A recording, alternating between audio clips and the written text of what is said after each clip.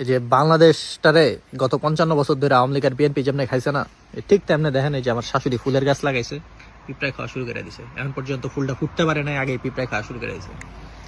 আমার শাশুড়ি যে নতুন বাড়ি কিনছে একটা ডুপ্লেক্স, নতুন না বেশ কয়েক বছর হয়েছে একটা বাড়ি কিনছে ডুপ্লেক্স আর কি। তো যাই হোক, ওটা কথা না, কথা হইতেছে কালকে জার্মানি ম্যাচ নিয়ে। তারা নতুন তথ্য আবিষ্কার করছে কালকের ম্যাচ থেকে, যে বহুত কষ্টে নাকি আইভারি কোস্টের লগে জিতছে। আইভারি কোস্টের মতো একটা দুর্বল দল। প্রথম কথা, আইভারি কোস্ট হেভি স্ট্রং একটা টিম। অ্যাটলিস্ট আলজেরিয়া, তারপর ইয়ার আরো যেগুলো খেলা হয়েছে এগুলোতে বহুত স্ট্রং টিম আইভারি কোস্ট। খেলার ধরন দেখে নিশ্চয়ই বুঝছেন, ঠিক আছে।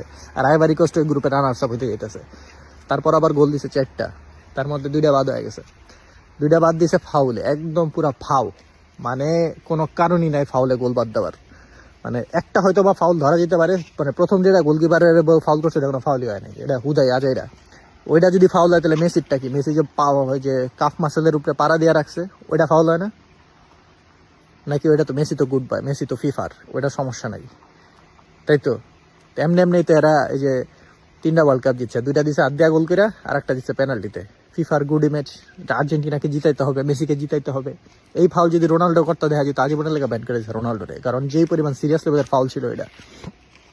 কিন্তু ওই যে জায়গা 4টে স্টারের নিচে যে সমস্ত টিম আছে ওগুলোর কথা কয়ে লাভ নাই, ওর আগে লেভেলে হোক পরে ওগুলোর কথা কমে না, ওটা বাদ। 4টে স্টারের উপরে দল আছে একটাই, ব্রাজিল। ব্রাজিলে ঘরের মাঠে 7টা দেওয়া দল জার্মানি, ঠিক আছে। তখন উদ্দেশ্যে ওয়ার্ল্ড কাপ মারাকানা স্টেডিয়ামে 7টা গোল দিছে, 7 আপ। তো এরপরে আর ওগুলো খুব একটা কথা বলার কিছু আছে বলে আমার মনে হয় না। তো তারপরেও যাই হোক, জার্মানি ফর্মে আসছে, এটাই সবচেয়ে সুখকর বিষয়। আর এই 4টা 5টা 5টা 7টা করে গোল জার্মানি এটা রেগুলার দেয়, এটা নতুন কিছু না। যেটা কথা আছে না যে it's not a world war until Germany gets involve, মানে হইতেছে বিশ্বযুদ্ধ কখনোই বিশ্বযুদ্ধ হয় না যতক্ষণ না জার্মানি জয়েন করে। তো জার্মানি যেহেতু ফর্মে চলে আসছে, খেলা হবে এইবার। কারণ আমি আসলে দল নিয়ে খুব একটা আশাবাদী ছিলাম না, কিন্তু ফর্মে আছে দল, এটা একটা সুখকর বিষয়। বিশেষ করে অন্যান্য টিম যেগুলো আছে, যেমন কম্পিটিশন হইতেছে ফ্রান্স, ব্রাজিল, আর্জেন্টিনা, এটি কম্পিটিশন না, কম্পিটিশন ফ্রান্সের টিম তো ভাই সেই লেভেলের টিম। ফ্রান্সের টিম একটা বিধ্বংসী টিম, ওরাও ফর্মে আছে যদিও। তবে দেখা যাক সেমিফাইনাল বা কোয়ার্টার ফাইনালে যাওয়ার, সেমিফাইনাল খেলার সম্ভাবনা অনেক বেশি আমার কাছে যেটা মনে হইতেছে, বা কোয়ার্টার ফাইনাল। ফাইনালে যাবো কিনা এটা শিওর না, কারণ স্পেনেরটা বোঝা যাইতেছে না, স্পেন এখন ওই রকম ফর্মে নাই। তো দেখা যাক কি হয়। আর এই ছোট বড় দলের কথা চিন্তা করে লাভ নাই, চাকগা লেভেলে হোক আগে ওরা।